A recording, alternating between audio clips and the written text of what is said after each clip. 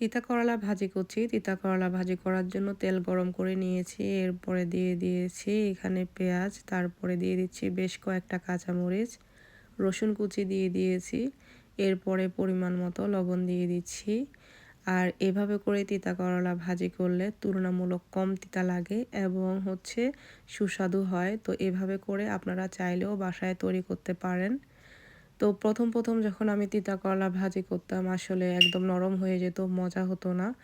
তো এরপরে আমার এক ভাবি থেকে আমি এই রেসিপিটা নিয়েছি। তারপরে এভাবে করে ভাজি করি আর এভাবে করে করলে আমার হাসব্যান্ডও খুব পছন্দ করে। এই ফাঁকে এখানে আমি অল্প পরিমাণে হলুদ দিয়ে দিয়েছি। দিয়ে দিয়েছি তিতা করলা। তিতা করলাগুলো আমি একদম পাতলা, পাতলা করে কেটেছি যাতে করে খুব সহজে সিদ্ধ হয়ে যায়। লন্ডনে যে আলুগুলো এগুলো খুব তাড়াতাড়ি সিদ্ধ হয়ে যায়, মানে চুলায় দেওয়ার পরই মেল্ট হয়ে যায়।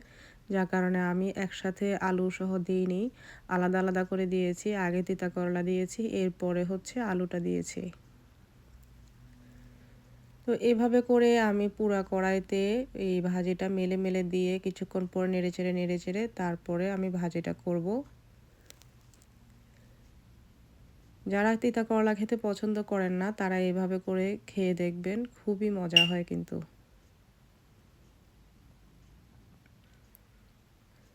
আমার অনেক ছোট ভাই এবং মানে অনেক ছোট বোন আছে যারা দেশের বিভিন্ন দেশে থাকে। তো আমি যখন রান্নার শর্টগুলো দেই, মানে ছোট, ছোট করে পুরো রেসিপি দেই না, তখন তারা বলে, "আপু পুরো রেসিপি দিও। তোমার রান্নাগুলো অনেক ভালো লাগে।" আসলে রেসিপি দেওয়ার জন্য টাইম লাগে কিন্তু। তো সবকিছু মিলায় আসলে সবসময় হয়ে ওঠে না। তো আজকে চিন্তা করলাম যেহেতু আজকে রান্না-বান্না একটু কম, তো একটা রেসিপি দিয়েই দিই।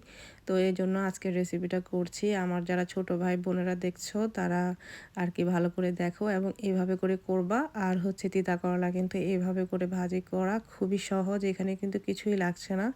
শুধু পেঁয়াজ, রসুন, কাঁচামরিচ, হলুদ আর লবণ। আর এভাবে করে মেলে মেলে কোনো ঢাকনা দেওয়া লাগবে না।